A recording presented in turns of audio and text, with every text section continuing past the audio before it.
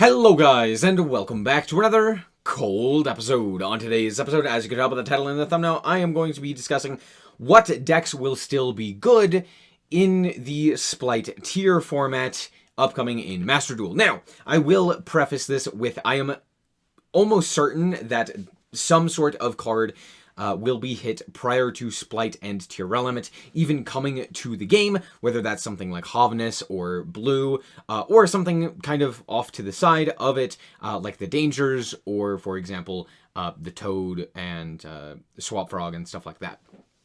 So I do expect some sort of ban list to actually hit the Spright Tear stuff prior to them actually coming to Master Duel, but this is going to give you an idea of decks to invest in now that you could play not only now, but also in the future. So we are going to start off here with something like 8-Axis.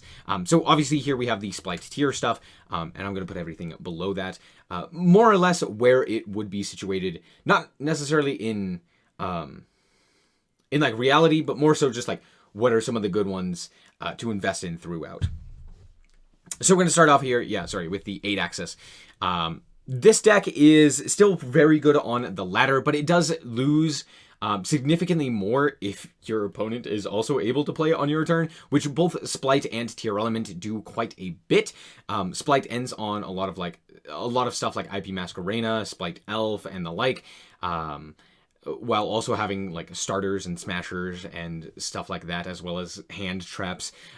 So I wouldn't say that this is going to get any better than it currently is, so I'm going to put it in Rogue tier. I don't think it's necessarily bad. I mean, you being able to always just like break your opponent's board is pretty decent. The problem is that both Spright and Tearlament have a really good recovery, so I don't expect this to do all that good.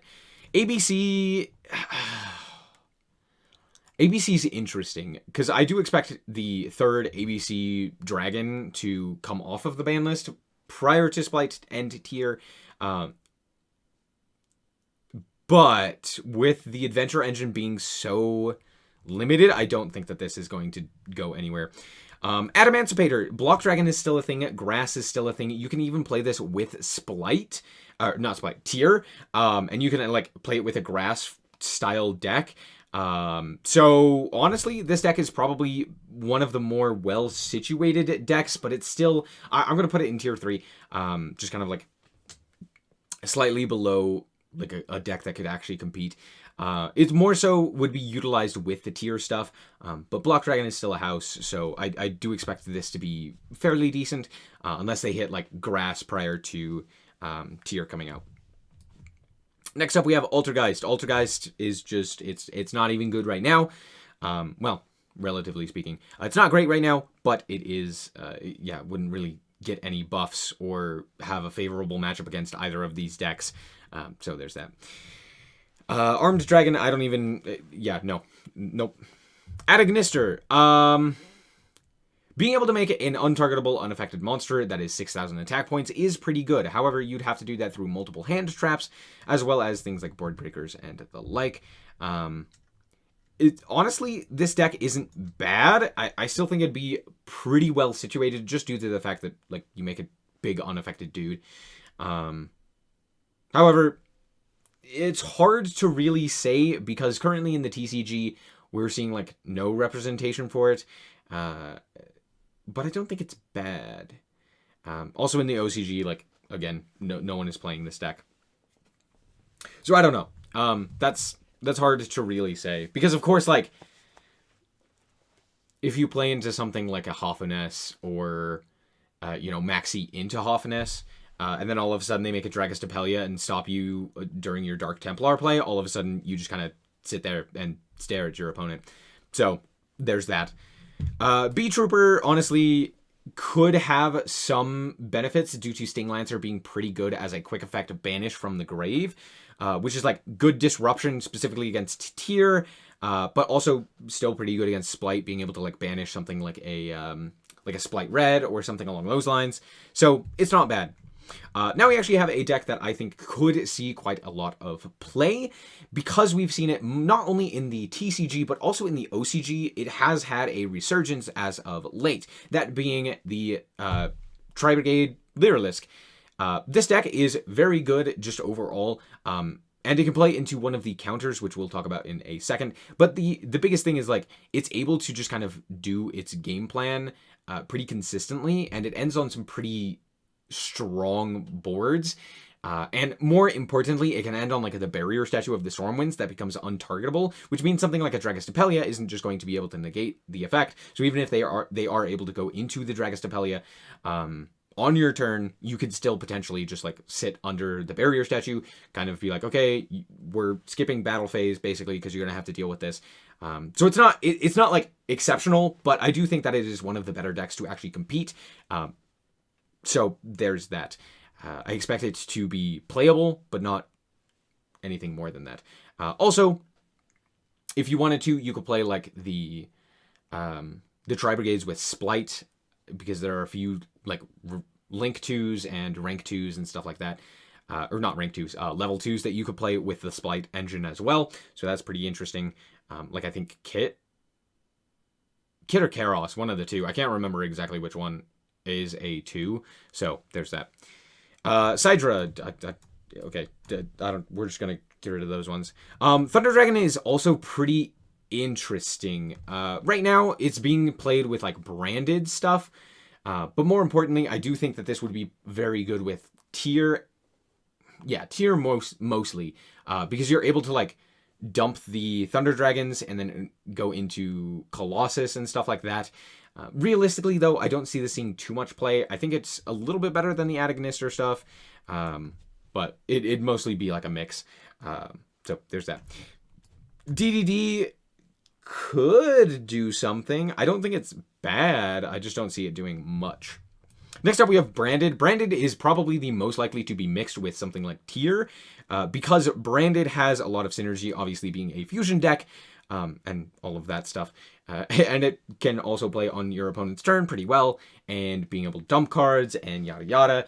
And on top of that, you can play Grass or a 60-card deck with the Branded stuff and make it really work. As we've seen at Minneapolis, I think was the most recent TCG tournament, where someone was mixing Tier with Branded and made it to like top 8, which was pretty cool. But yeah, all in all, I would say that's another deck that's pretty well situated for the Spright Tear meta. We'll see if there are going to be hits to the deck list prior to the Spright Tear stuff, if there's going to be more of that. Because right now, I think Branded opening is currently limited to 2, which is, yeah.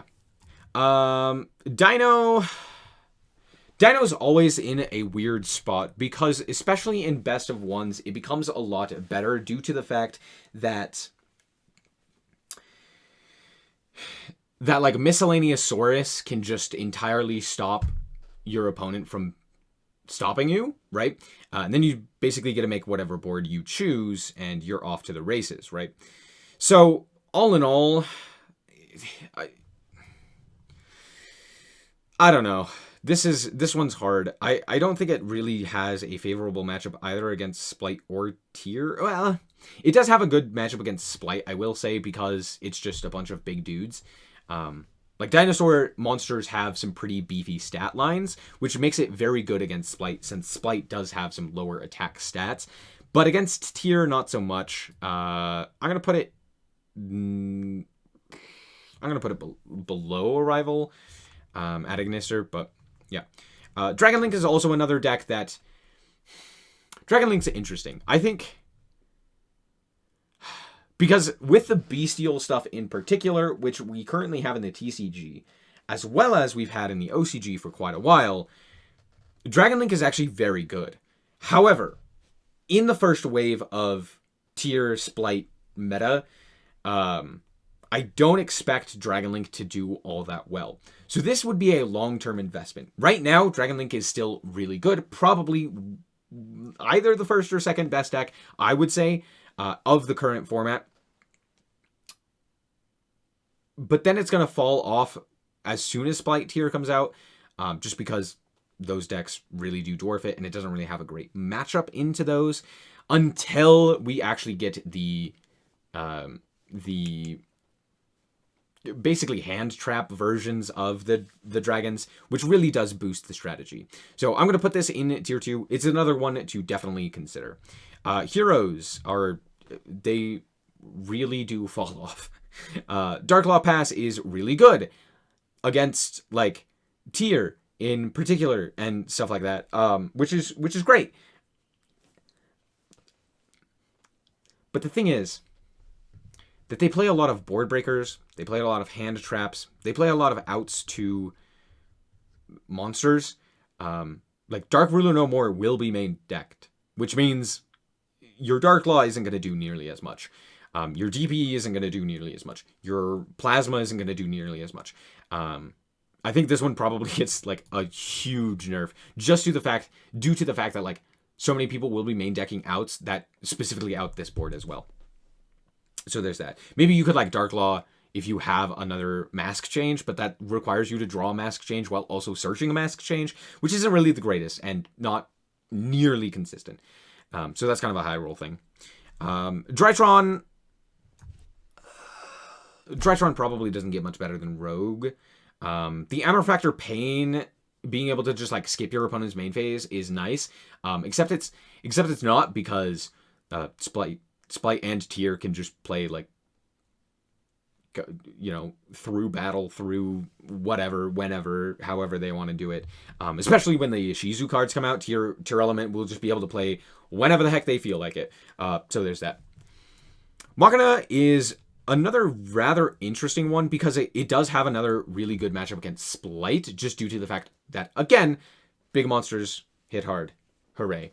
However, I don't see it doing all that well, especially because of the fact that people will be main decking things like Dimension Shifter and what have yous, which can really, really hinder specifically the like Citadel and the like. Like as soon as Dimension Shifter comes down, you're just kind of sad. So there's that. I do think it gets a hit because of that. Eldritch is another one where you can just kind of do your strategy and make it work. Like Floodgates just kind of win games, especially in best of ones. So I don't think Eldritch will go anywhere. I think it will definitely not be as good, but it will still be quite prevalent. Yeah, there you go. Endymion is... Yeah, Endymion's not really going to be all that good. That's it. Flunder is probably the best situated for the upcoming meta due to the fact that it can end on a barrier statue that is really difficult for a lot of the decks to deal with, while also being able to main deck Dimension Shifter, while also being able to main deck, you know, board breakers and stuff like that. It can go first, it can go second. Yeah, just lots of cool things that it does really well against both Spright and Tear.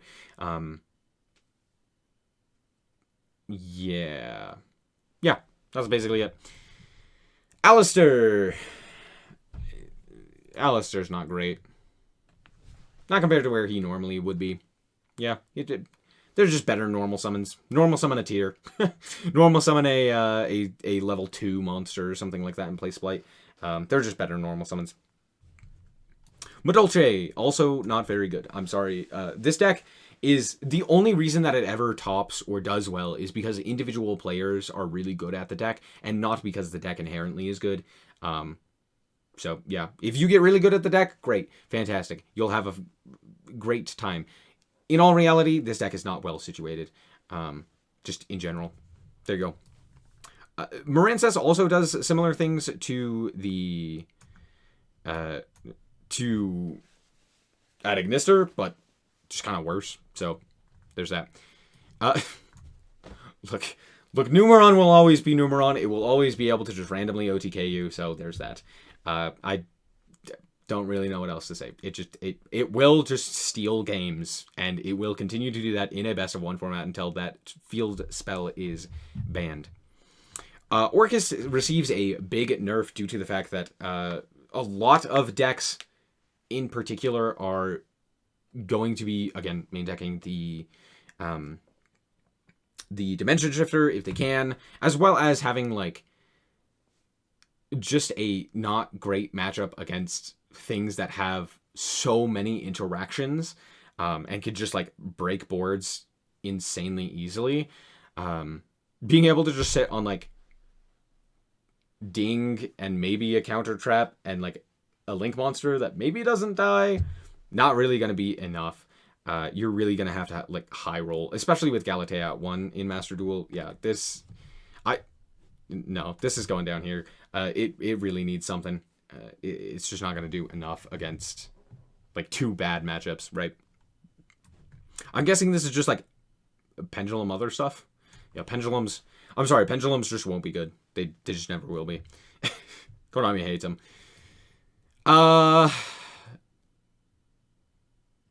Phantom Knights are still fine. Like, they can make some pretty decent boards, ending on, like, DPE, some of the adventure stuff, and a few other interactions here or there, which isn't bad. Like, overall, it's a very good board. I don't see them doing much, though.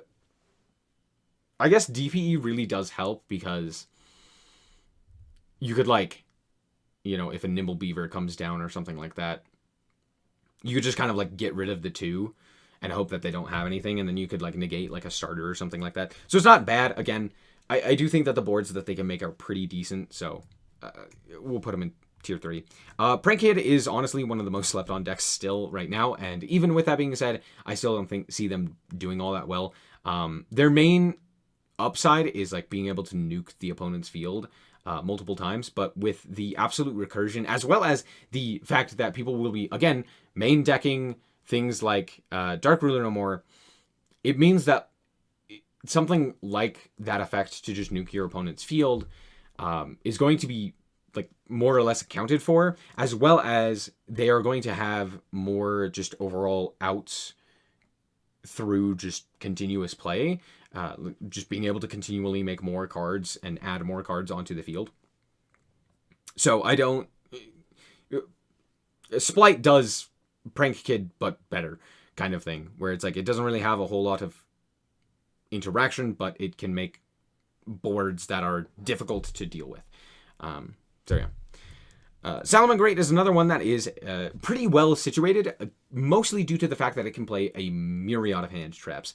You basically just play Heat Soul Control and slow your opponent down quite significantly, and then OTK them with Access Code Update Jammer, which is pretty nice. They are one of the better decks to invest in, and with Salamangreat Gazelle coming back to 2, I do see that this deck will probably do pretty well.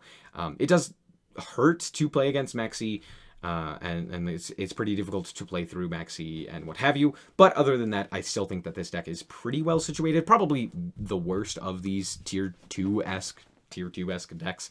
But yeah, there you go. Shaddoll is very interesting. I think at first people were saying that Shaddoll is really good because, like, in tier you can go and make like you can send something like a Shaddoll Beast to shuffle it back to make a window, which is really good and really strong. And then people just cut that out entirely because they're like, well, it also slows me down, which is not great. And also, it's just not really worth it when you could play a myriad of other cards that actually, you know, progress the board state and deal more damage and what have you. So I'm going to drop this down to tier 3. I still think Winda is going to be really strong. And if you're able to make a Winda, or like go Schism and like send something away into a Winda, which means that they potentially only get the 1 fusion summon, that could be pretty good. But the thing is, I don't see it being very strong.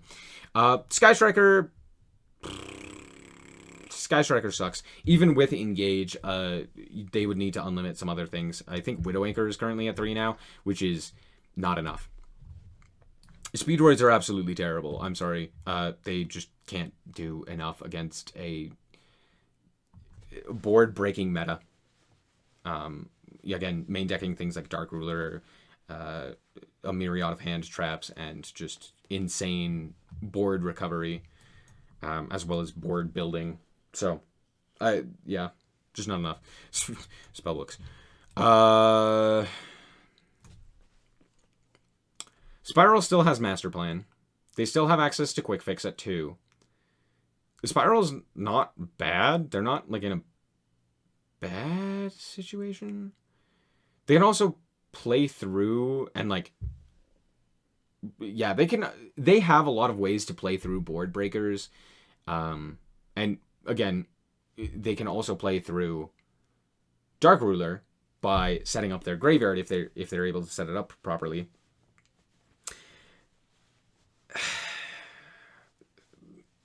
I'm actually going to put them in Rogue. I don't think that they're going to be all that good, though. Sword Soul Tenyi is still going to be pretty good. So overall, that's still a deck that you can play and see some success with. It just kind of does what it does well.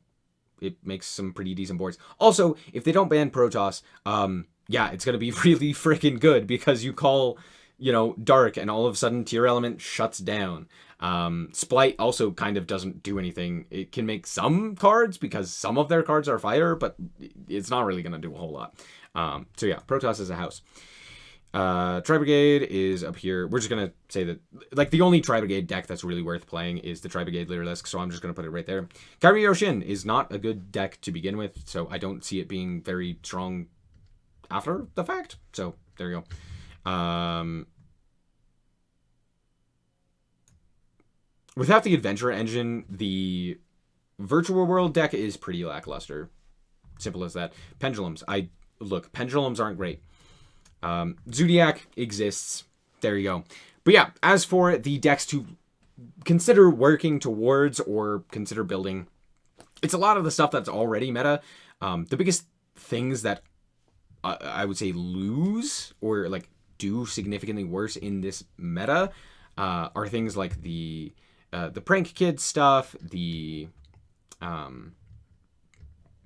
Adamantipator stuff, Phantom Knights, Merman, Spiral,